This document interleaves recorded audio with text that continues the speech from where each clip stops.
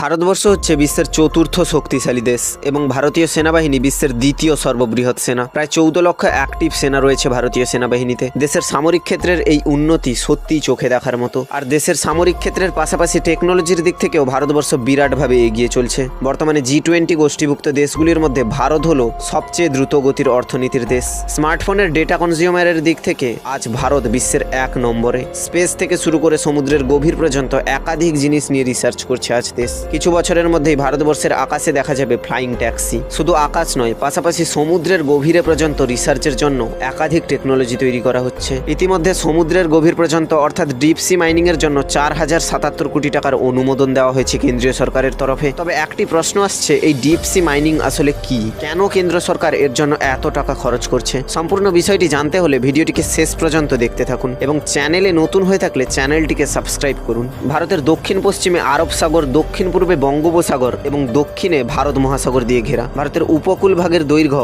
7517 kilometre, মানে ভারতের মোট সীমারেখার 3 ভাগের প্রায় 1 ভাগ সমুদ্র দ্বারা পরিবেষ্টিত। আমাদের জীবনের এ এক অমূল্য সম্পদ। গভীর মহাসাগরের প্রায় 95%ই অজানা রয়েছে। এই অজানাকে জানতে ভারত মহাসাগরের নিচে একাধিক জিনিস নিয়ে রিসার্চ করতে মিনিস্ট্রি অফ আর্থ সায়েন্স একটি স্পেশাল মিশন পরিচালনা করার সিদ্ধান্ত নিয়েছে। 5 বছরের জন্য পর্যায়ভিত্তিকভাবে এই মিশন কার্যকর করা হবে। প্রথম পর্যায়ে 2021 সাল থেকে 24 সাল পর্যন্ত 3 বছরের জন্য খরচ ধরা হয়েছে 2823.4 কোটি টাকা। কেন্দ্রীয় সরকার ব্লু ইকোনমি বা সমুদ্রভিত্তিক অর্থনীতি গড়ে তোলার জন্য যে মিশন মোট প্রকল্প গ্রহণ করেছে তারই অন্যতম অঙ্গ হলো গভীর সমুদ্র মিশন। বৈজ্ঞানিক সেন্সর এবং সরঞ্জামকে কাজে লাগিয়ে সমুদ্রের গভীরে নিমজ্জিত খনিজ সম্পদের অনুসন্ধান চালানো হবে। খুব কম দেশই এই ক্ষমতা অর্জন করেছে। এর ফলে খনিজ সম্পদের অনুসন্ধানের পথ সুগম হবে এবং সমুদ্রভিত্তিক অর্থনীতির বিকাশ ঘটবে। বিশেষ করে সমুদ্রের নিচে জীববৈচিত্র্য খোঁজা থেকে শুরু করে সমুদ্রের পূর্ণ গভীরতা জানতে এক বিরাট পদক্ষেপ গ্রহণ করা হয়েছে। আর এই পুরো মিশনটি পরিচালনা করার জন্য একটি ক্যাপসুল ভেহিকেল বা সাবমেরিন ব্যবহার করা হতে চলেছে। আর এই ক্যাপসুল ভেহিকেলটি তৈরি করা হতে চলেছে টাইটেনিয়াম দিয়ে, যা জলের 6 কিমি গভীর পর্যন্ত জলের চাপ সহ্য করতে পারবে। অত্যাধুনিক সেন্সর থাকার পাশাপাশি এই ক্যাপসুলে লাইফ সাপোর্ট সিস্টেমও থাকছে,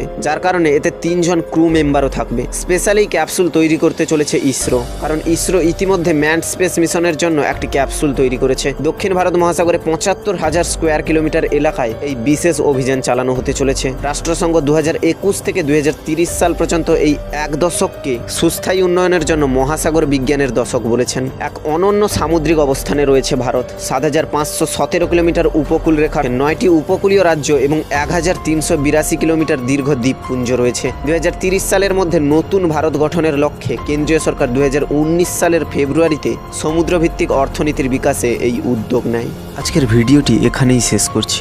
ভিডিওটি ভালো লাগলে একটি লাইক করবেন এবং এরকমই রহস্য ও রোমাঞ্চে ভরা ভিডিওর আপডেট সবার প্রথম পেতে হলে স্ট্রেঞ্জ ফ্যাক্ট ইউটিউব চ্যানেলটিকে সাবস্ক্রাইব করে পাশে থাকা বেল বাটনটি অল সিলেক্ট করবেন।